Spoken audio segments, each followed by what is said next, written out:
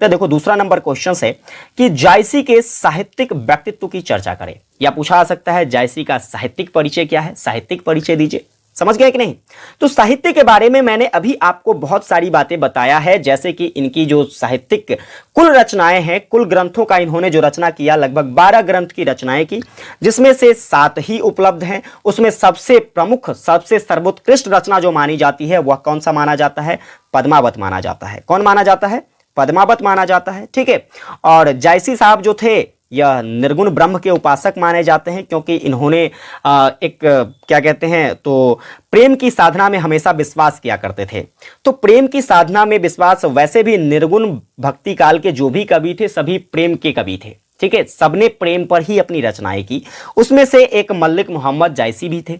ठीक है, जायसी साहब भी जो है प्रेम की साधना में हमेशा विश्वास रखा करते थे, इसलिए इसे हम कह सकते हैं कि जायसी जो है यह निर्गुण ब्रह्म के उपासक माने जाते हैं। इन्होंने प्रेम मार्ग के विरानुभूति पर जो है सर्वाधिक बल दिया और इन्होंने अपनी रचनाएं भी प्रेम पर आधारित ही किया। समझ में आ गई बात? चलिए आगे बात करते हैं। तो जायसी के कृतियों के संबंध में, जायसी ने जो रचनाएं की उसके संबंध में भी दार्शनिकों के बीच काफी मतभेद देखने को मिलता है, लेकिन उपलब्ध जो तथ्य हैं उन सभी तथ्यों के आधार पर इनके कुछ काव्य ग्रंथ जो है यह स्वीकार्य माना जाता है। चलिए हम थोड़ा सा उसके बारे में चर्चा कर लेते हैं। जैसे बात करें पद्मावत की, तो पद्मावत जो है यह एक बहुत बड़ा महाकाव्य है। जायसी का एक महाकाव्य माना जाता है पद्मावत, और इस महाकाव्य में इसकी जो रचना की गई है यह किस भाषा में किया गया है? तो ग्रामीण अवधी भाषा में किया गया है। इस बात को याद रखिएगा, आपसे ऑब्जेक्टिव क्वेश्चन पूछा जा सकता है कि पद्मावत की भाषा क्या है, तो आप कहोगे सर अवधी भाषा है। समझ में आ रही है बात मेरी? चलो अब ये पद्मावत रचनाएं जो हैं इसमें किसके बारे में चर्चा किया गया है? तो चित्तौड़गढ़ के राजा थे जिसका नाम था रत्नसेन। चित्तौड़गढ़ के राजा का नाम क्या था?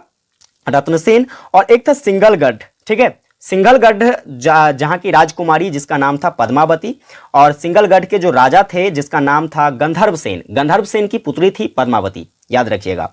तो इस दोनों के प्रेम कथा के लौकिक चित्रण जो है यह इस पद्मावत काव्य रचना में जायसी के द्वारा प्रस्तुत किया गया है। समझ में आ रही है? इनका मानना था कि भाई ब्रह्मा जो होते हैं वह प्रेम के परलौकिक प्रतिपाद्य होते हैं।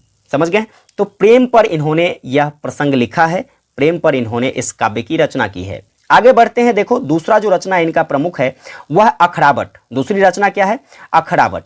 अब अखरावट की बात करते हैं तो जायसी ने इस ग्रंथ में ईश्वर, जीव, सृष्टि, इन सभी का सैद्धांतिक विचार प्रस्तुत किया है कि ईश्वर का सिद्धांत क्या है, जीवों का सिद्धांत क्या है, इस सृष्टि का क्या सिद्धांत है, इन सभी पर अपना विचार जो है अखरावट रचना में मल्लिक मोहम्मद जायसी ने प्रस्तुत किया है।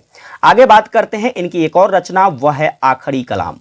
आखिरी कलाम में मल्लिक मोहम्मद जायसी ने प्रलय के बारे में बताया है। प्रलय यानी कि कयामत, प्रलय यानी कि कयामत, जिसके बारे में चर्चा किया गया है किसमें? तो आखिरी कलाम रचना में। ठीक है, इसके अतिरिक्त भी जायसी की और भी रचनाएं, चित्ररेखा, कराहनामा, इसके बाद मसलानामा, ठीक है, करनावत, ये सब रचनाएं जो कि किसकी है? मल्लिक मोहम्मद जायसी की है। इस प्रकार से इन्होंने साहित्य में अपना योगदान दिया इन सभी रचनाओं के आधार पर। उम्मीद करता हूं आप मल्लिक मोहम्मद जायसी की साहित्यिक व्यक्तित्व के बारे में, साहित्यिक परिचय के बारे में समझ गए होंगे। ठीक है, समझ में आया? कमेंट करके बताइएगा जरूर।